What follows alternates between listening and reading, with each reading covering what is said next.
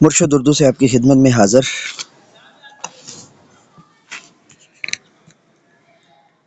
اردو اصناف نظم کا حصہ دوئم آج ہم کرنے جا رہے ہیں۔ عزیز طلباء و طالبات اور اساتذہ کرام، ماں ہماری پیاری استانیہ، اور اس حصہ کا نام ہے جی حصہ مرثیہ، اور ہم اس کو جو ہے وہ تفصیل سے آج کرنے جا رہے ہیں۔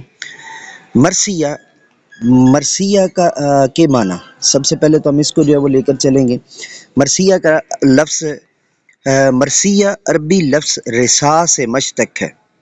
مرثیہ کا لفظ عربی کے مادہ یا عربی کے لفظ رسا سے مشتق ہے، جس کے معنی مردے کو رونے، مرے ہوئے کو رونے، وصال شدہ کو رونے، وصال شدہ کی خوبیاں بیان کرنے کے ہیں، یعنی وصال کرنے والے کو رونا، اس کی خوبیاں بیان کرنا مرثیہ کہلاتا ہے۔ اردو مرثیہ کی ابتدا، مرثیہ کی صنف عربی سے فارسی اور فارسی سے اردو میں آئی۔ دکن میں عادل شاہی اور قطب شاہی سلطنتوں کے بانی امامیہ مذہب کے پیروکار، اور وہ اپنے اپنے ہاں امام باڑوں میں مرثیہ خوانی کرتے تھے۔ اردو کا سب سے پہلا مرثیہ نگار دکنی شاعر اشرف میاں بانی تھا۔ یہ بات جو ہے وہ دوبارہ سے جو ہے وہ سمجھ لیجئے کہ اردو کا سب سے پہلا شاعر مرثیہ نگار، اردو کا سب سے پہلا مرثیہ نگار، پہلا شاعر کی بات ہم پہلے پچھلے حصہ اول کے اندر تفصیل سے کر چکے ہیں۔ تو مرثیہ نگار جو ہے وہ دکنی شاعر اشرف میاں بانی تھا۔ بزرگ مرثیہ نگار، اب ہم اس کو تھوڑا سا دیکھ لیتے ہیں، یہ ایک ضروری پہلو ہے۔ بزرگ مرثیہ نگار، دکن اور شمالی ہندوستان میں بزرگ اور بڑے بڑے مرثیہ نگار ملتے ہیں۔ دکن کے خاص مرثیہ نگار حسب ذیل ہیں: ملا وجہی، غواثی، لطیف، کاظم، افضل، شاہی، مرزا، نوری اور ہاشمی۔ شمالی ہند میں آبرو، میر داہک، سودا، میر مصحفہ، اچھا اس پہ جو ہے نا فا کے اوپر کھڑی زبر ہے تو اس کو مصحفی جو پڑھ دیتے ہوتے ہیں وہ اردو کے اندر غلط و لام ہے۔ نذیر اکبر آبادی اور قائم چاند پوری کے مرثیے ملتے ہیں، قائم چاند پوری کے مرثیے ملتے ہیں۔ یہ لیکچر آپ مرشد اردو پروفیسر ایم رضا سے سن پا رہے ہیں اور دیکھ پا رہے ہیں۔ اس کے علاوہ ہمارا انگریزی کی خدمات کے لیے چینل مینچو اور انگلش پروفیسر ایم رضا ہے، اور اس کے ساتھ ساتھ صرف، نحو، فقہ، اصول الفقہ اور فلسفہ اور منطق کے خدمات کے لیے ہمارا چینل جامعہ دارالعلوم شیخ الاسلام ہے۔ سبسکرائب کرنا، بیل کے آئیکن کو آل پر پریس کرنا مت بھولیے گا۔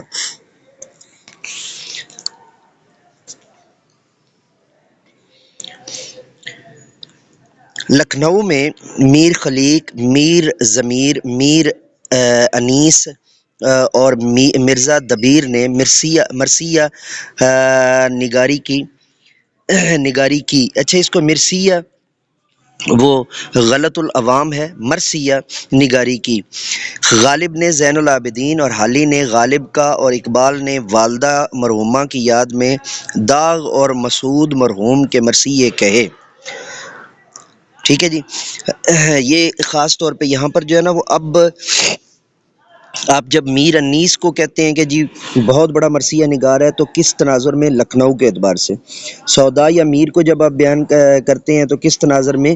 شمالی ہند کے اعتبار سے۔ اور دکن کے اندر جو ہے نا ملا وجہی، غواثی، لطیف، کاظم، یہ ہم نے بڑی تفصیل سے ان کو جو ہے نا وہ جان لیا اور ان کو پڑھ لیا۔ اچھا، مرثیے کی حیت، شروع میں مرثیے کی کوئی خاص حیت نہ تھی، یعنی اس کا کوئی شروع کے اندر جو ہے وہ کوئی خاص حیت نہ تھی۔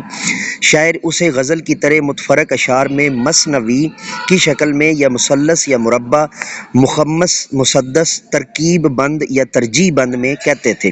اچھا، مثلث یعنی دو اشعار کے بعد جو ہے وہ مطلع دے کر اس کو قطع کر دینا، اس کے بعد مربع، تین اشعار کے ساتھ چوتھے شعر کے ساتھ اس کو، یعنی چوتھے مصرع کے ساتھ اس کو کر دینا، قطع کر دینا، یہ مربع کہلاتا ہے۔ مخمس، چار اشعار یعنی چار مصروں کے ساتھ پانچویں مصرے کے ساتھ جو ہے وہ قطع کرنا، یعنی دو اشعار دو دو اور پانچواں مصرع جو ہے وہ کس لیے قطع کرے گا؟ تو مخمس اور مسدس کے اندر کل 6 مصرے ہوتے ہیں، یا اس کی صورتحال یہ بھی ہو سکتی ہے کہ 5 مصرے اکٹھے آ رہے ہوں اور چھٹا اس کو قطع بند کر رہا ہو، یعنی اس کو جو ہے نا وہ الگ کر رہا ہو یا ایک پورا بند بنا رہا ہو۔ ترکیب بند یا ترجیح بند کہتے ہیں سب سے پہلے سودا نے مرثیہ کی صورت اور معنویت کو بہتر شکل دے کر اس میں کئی ایک معنوی اضافے کیے۔ یہ کن کی بات ہو رہی ہے جی؟ مرزا سودا کی۔ اور اس کے بعد جو ہے نا وہ مرزا رفیع الدین سودا نے جو ہے نا وہ مرثیے کی صورت اور معنویت کو بہت بہتر شکل دے کر اس میں کئی ایک معنوی اضافے کیے۔ بعد میں میر خلیق اور میر ضمیر نے مرثیے کو مسدس کی شکل دی۔ فکری اور معنوی اعتبار سے میر انیس اور مرزا دبیر مرثیے کو اس کی موجودہ بلندیوں تک لے گئے۔ مرثیے کے موضوع کے لحاظ سے اردو مرثیے کو شہدائے کربلا ہی کے ذکر سے وابستہ سمجھا جاتا ہے، مگر اردو میں اس موضوع کے علاوہ بھی اچھے مرثیے ملتے ہیں، مثلاً غالب نے زین العابدین کا، حالی نے غالب کا، اقبال نے اپنی والدہ کا، مرزا خان داغ اور مسعود مرحوم کے مرثیے، یعنی داغ اور مسعود مرحوم کے مرثیے کہے، یہ اقبال نے کہے ہیں۔ یہ شخصی مرثیے ہیں۔ اگر شہدائے کربلا کی مرثیوں میں عقیدت کے پھول موجود ہیں تو شخصی مرثیوں میں مرثیہ نگار کے دل و جذبات کے ٹکڑے نظر آتے ہیں۔ ایک مرکب صنف، یعنی مرثیے کو ایک مرکب صنف کہتے ہیں کیونکہ اس میں غزل، مثنوی، قصیدہ، مخمس، مسدس سب کے انداز اور موضوعات آ جاتے ہیں۔ جیسے عربی میں جو قصیدہ ہے یا قصائد جو ہے، قصیدہ کی جمع قصائد، وہ ملٹی پیٹرنز ہوتے ہیں، یعنی انگلش میں ہم اس کو کیا کہیں گے؟ ملٹی پیٹرنز، اور اردو میں کہیں گے ہمہ جہت یا مرکب، ٹھیک ہے، یا ہمہ وزن یا ہمہ بہور، ٹھیک ہے، اردو کے اعتبار سے۔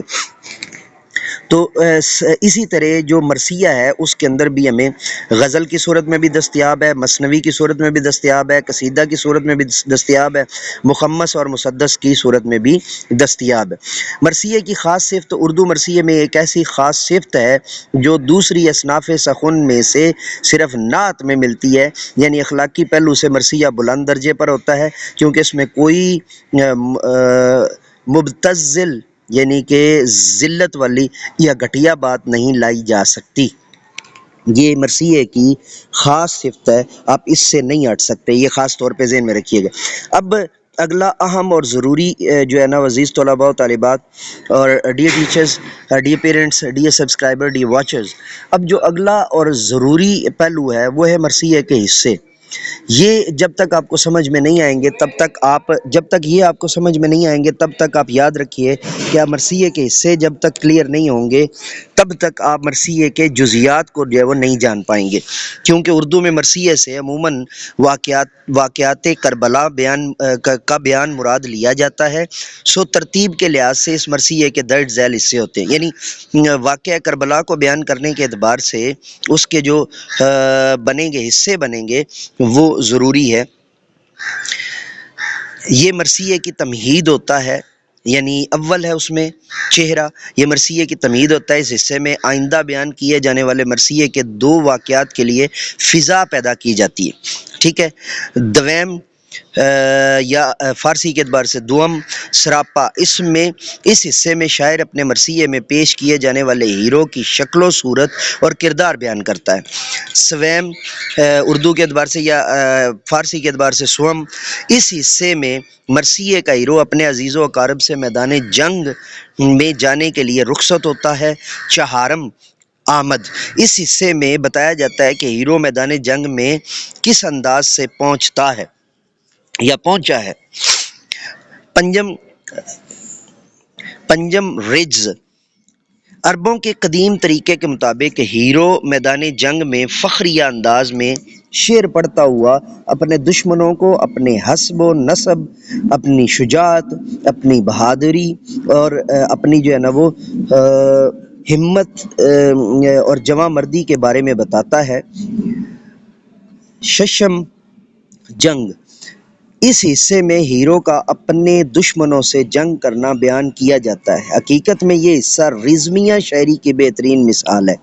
اس میں ہیرو کی بہادری، یعنی اس میں ہم رزمیہ شاعری سے مراد یہ ہے کہ ٹریجک ایلیمنٹس جو ہے نا، یہ کچھ حصہ جو ہے وہ ہمارے پاس جو انگلش جو پوئم ہے نا، ایپک پوئم ہے، وہاں سے بھی جو ہے نا وہ آیا ہوا ہے، اور یہ اس میں مرج ہو گیا ہے۔ اور عربوں سے تو پھر داد شجاعت والے جو ہے وہ قصائے بے شمار ہیں، ان کی جو ہے نا وہ ان گنت کہہ لیجئے۔ اس حصہ میں ہیرو کی بہادری، چابک دستی، اس کے ہتھیاروں اور اس کی سواری کو خوب بڑھا چڑھا کر بیان کیا جاتا ہے۔ ہفتم اس حصے میں یہ بتایا جاتا ہے کہ ہیرو کس طرح اپنی غیر معمولی بہادری کا ثبوت دے کر اور اپنے دشمنوں کے بہت سے افراد کو شہید کر کے بہت سے افراد کو قتل کر کے خود بھی شہید ہوتا ہے۔ یعنی شہادت کا جو حصہ ہے کہ ہمارا جو ہیرو ہے، اس حصے میں یہ بتایا جاتا ہے کہ ہیرو کس طرح اپنی غیر معمولی بہادری کا ثبوت دے کر اور اپنے دشمنوں کے بہت سے افراد کو جہنم واصل کرنے کے بعد خود بھی شہید ہوتا ہے۔ اس کے بعد ہے جی ہشتم بین، بین نہیں پڑھنا اس کو، بین، یہ جو عام آپ جو ہے نا وہ کہتے ہیں نا، یہ بین کر رہے ہیں، جو یہ لفظ عربی میں یہ لفظ جو ہے نا وہ پنجابی میں اور پٹھواری میں بھی ایسے ہی استعمال ہوتا ہے۔ اس حصے میں ہیرو کے عزیز و اقارب کو اس کی موت پر روتے اور نوحہ کرتے دکھایا جاتا ہے۔ ناہم دعا، مرثیے کے آخر میں شاعر خدا سے دعا مانگتا ہے کہ وہ اس کا یہ مرثیہ قبول کر کے کربلا میں شہید ہونے والوں کے صدقے اس پر اپنی رحمت برسائے اور اس کے گناہ معاف فرمائے۔